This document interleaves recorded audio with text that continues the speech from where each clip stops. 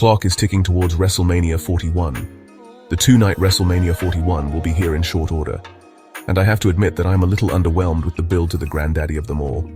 Don't get me wrong, I'm excited to spend a large chunk of Easter weekend yelling at the TV, eating way too much food, and watching some of the biggest WWE matches in recent memory. But at the same time, this year's road to WrestleMania has been a little lackluster, if I'm being honest. Undisputed WWE Champion Cody Rhodes returned to the SmackDown Blue brand last Friday for its penultimate show before WrestleMania. Rhodes is singularly focused on defending his title against John Cena. We also had a weird, yet competitive WWE Women's Gauntlet match last Friday's SmackDown.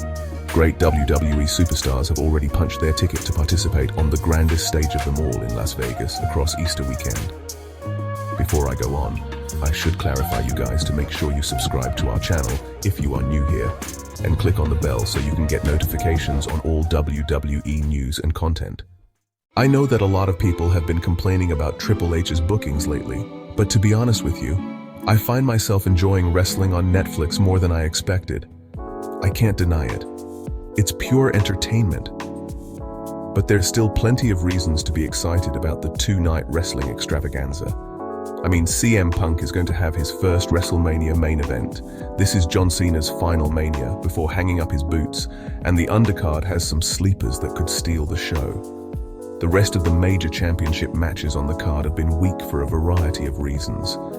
Tiffany Stratton and Charlotte Flair's build to their women's championship match has ranged between awkward and awful, and some of the steam in the Gunther and Jey Uso feud has been lost. Plus, the triple threat for the Women's World Championship has done no one any favors, which is a shame. These wouldn't even be engaging feuds for one of WWE's B-level premium live events at this point. This will be the second WrestleMania to take place in the Las Vegas area after WrestleMania 9 back in 1993, which was held at Caesars Palace. The event will air via pay-per-view and live streaming and will feature wrestlers from the promotion's Raw and SmackDown brand divisions. Okay. The two main event matches. Night 1 is CM Punk versus Roman Reigns versus Seth Rollins. Night 2 is the undisputed WWE Champion Cody Rhodes versus John Cena. Both wrestlers have some hot feuds, as they should, considering they're going to be two marquee matches on the WrestleMania 41 card. CM Punk is finally headlining the event, and John Cena is finally wrestling as a heel, something we haven't seen in 2 decades. These are two things I honestly thought would never happen, and yet here we are. The undisputed WWE Champion Cody Rhodes will headline WrestleMania 41 against John Cena, and he appeared on WWE television for the first time since laying Cena out with the Crossroads on the Monday Night Raw episode from London, England. What did the American Nightmare have to say to the WWE Universe just days away from his biggest title defense to date? Well, last Friday night SmackDown, Cody Rhodes told the WWE Universe that he will defend his undisputed WWE Championship at WrestleMania 41 against John Cena.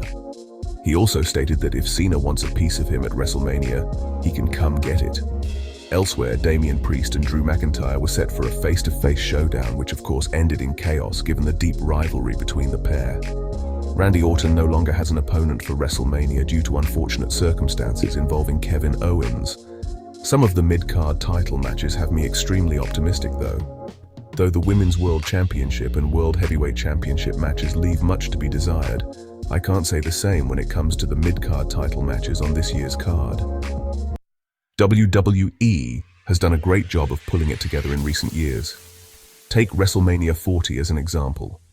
WrestleMania 40, which had the most ridiculous main event of all time when everyone and their mother helped Cody Rhodes finish his story by beating Roman Reigns, had a great build when it came to the two main event matches.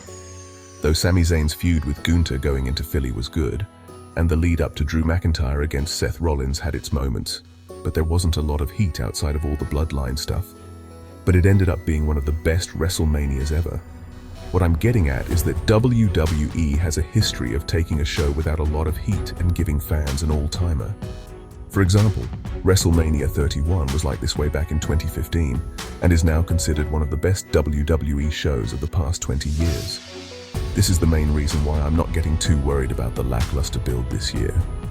But yeah, make sure to ask me about this come next weekend if it all goes to shit though. There's no way this year can be any worse than some of those 2010s WrestleManias, right? WWE kicked off the 2010s with the tremendous WrestleMania 26, which saw The Undertaker defeat Shawn Michaels in a career versus streak match. And there were some great shows throughout the decade like WrestleMania 30 and the aforementioned 31. But there were more than a few duds before the decade ended. In fact, it feels like there were more misses than hits thanks to 32, 33, and 34. While the 2019 event was great, 35 could have lost 4 or 5 matches and been a better show. Basically, though, I'm somewhat worried about WrestleMania 41 and its not-so-stellar build. The truth is that I doubt it'll be anywhere as bad as some of the previous events. We've been on a roll in the 2020s. Let's act like the COVID-19 mania didn't happen. And I honestly think that'll continue despite the slow build. Thanks for watching our video. WrestleMania 41 is in Las Vegas on Saturday, April 19th and 20. Like every other upcoming WWE event, you can watch it with a Peacock subscription.